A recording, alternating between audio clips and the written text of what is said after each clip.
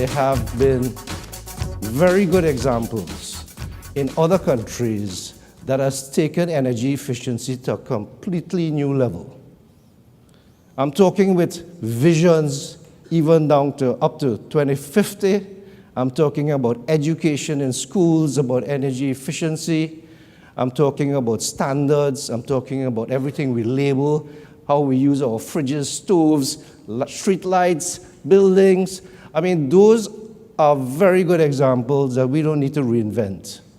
And I'm just saying, quite apart from the renewable story, there is merit to actually giving energy efficiency a lot of attention on a national basis. The LIC area takes a relatively small amount of gas, but the LIC is also poised to grow and be energy efficient, and actually represents a sector of over 100 customers of NGC, which can actually generate jobs, foreign exchange, exports for Trinidad and Tobago. The LIC sector, therefore, cannot be forgotten while we're in the middle of all our challenges of contract negotiations and so on.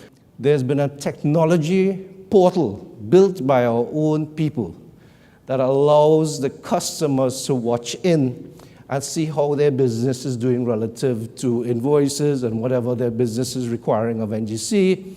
And at the same time, we are building a portal to see all the LIC customers and what they do. This is being harnessed by our own millennials in the organization. Because the margins of NGC, its core business for 44 years, is no longer what it was. You have to expect that if we have to get more value for Trinidad and Tobago, the LNG business is an important part, particularly with Train 1 expiring at the end of this first quarter, and then Train 2 and 3 and 4 in the subsequent years. So these discussions are important for all shareholders, I think, in the LNG trade and for the government of Trinidad and Tobago. Where we see the business going is beyond the shores of Trinidad and Tobago. So you would see that we have signed technical agreements with Mozambique, a country that has 15 to 18 times our gas reserves, have already decided to build a floating LNG plant, in the process of FID for an onshore LNG plant, in an area that needs industrial estates, ports, pipelines, etc. So when we position ourselves in Ghana or Mozambique, we try to do it as Trinidad and Tobago, with the service, with the educational institutions in mind and the service sector in mind, etc.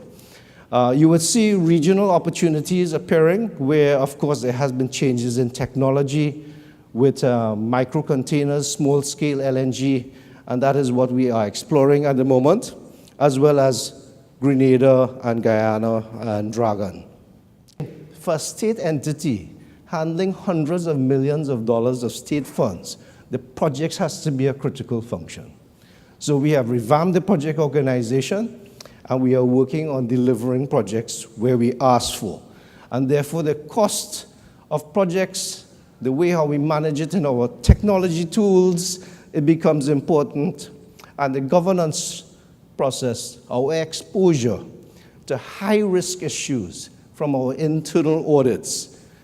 First year, 2016, 80% closed, right? So I would say this continues to be the foundation of our house. If we get this wrong, the business pillars looks nice, but it falls down. Holding this together is the technology and the culture of the company and the values of how we work. We are now working so different across the group. Things like SAP Ariba has just been, of course, rolled out, thanks to the team again across the entire group.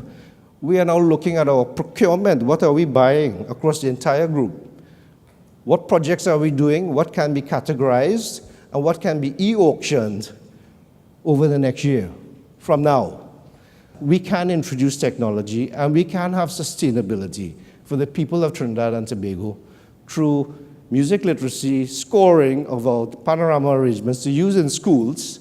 And then the pan manufacturing, we are teamed up with the MIC Institute of Technology, where they learn to weld, sound engineering, right? Tuning, making pans. That's what they're doing to become self-sufficient.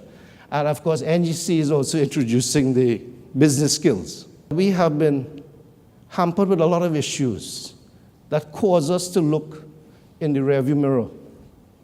And we have to continue looking in the rearview mirror. But I think we have to also look at the world outside and remain focused on driving sustainability for the business through people, technology, the way we work, and on building a culture that makes it so.